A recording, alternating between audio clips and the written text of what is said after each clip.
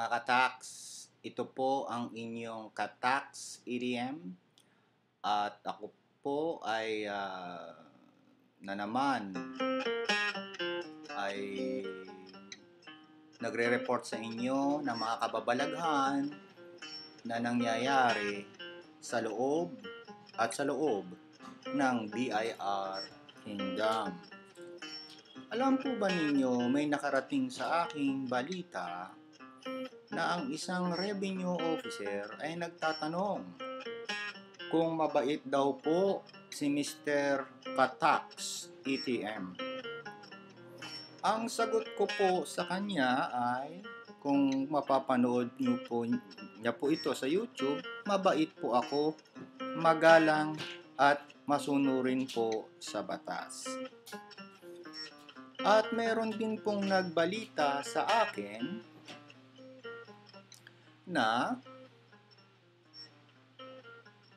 may mga revenue district officer at revenue officer, pati na kasama na po ang group supervisor, na yung mga taxpayer na interesado pong kunin ang serbisyo ni Katax ETM bilang consultant, lecturer, or mentor ay dinidiscourage po nila.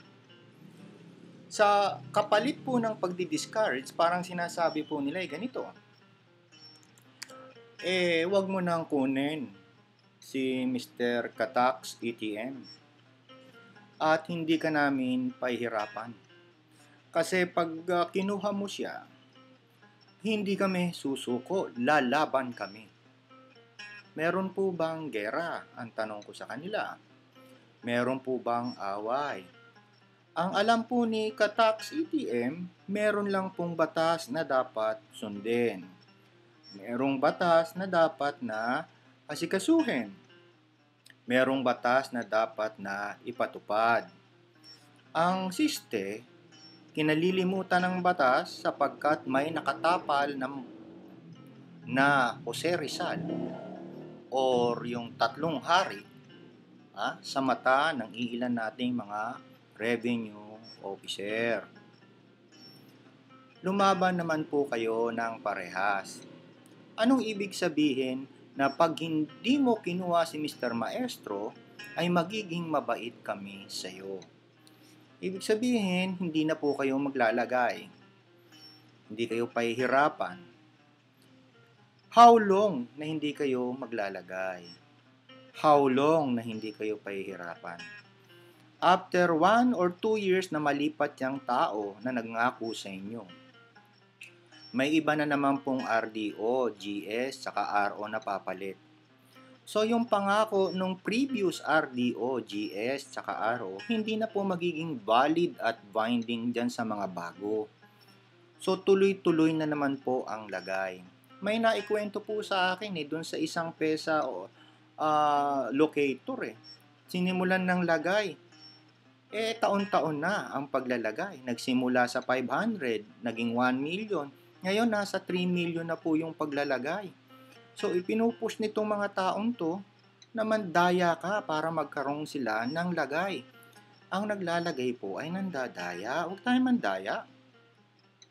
At huwag niyo pong patulan yung mga opisyal na yan na sinasabi na pag hindi niyo kinuha si Mr. Maestro, ay mabubuti pa kayo.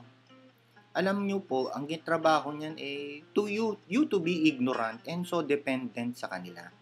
Ako po, ayoko kayong maging dependent sa akin. Kasi hindi naman po ako mabubuhay forever at wala akong balak mabuhay forever.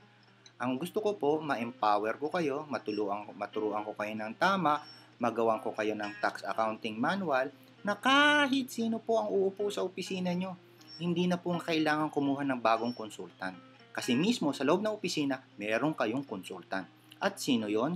Yung tax accounting manual po ninyo. Sana po mapag-isip-isip nyo, hindi po kalaaway si Katax ETM. Siya po ay kakampi ng mga taxpayer. Pag-isipan nyo po. Marami pong salamat sa inyong walang sawang pakikinig po sa akin. Masayang panahon po. Maraming salamat.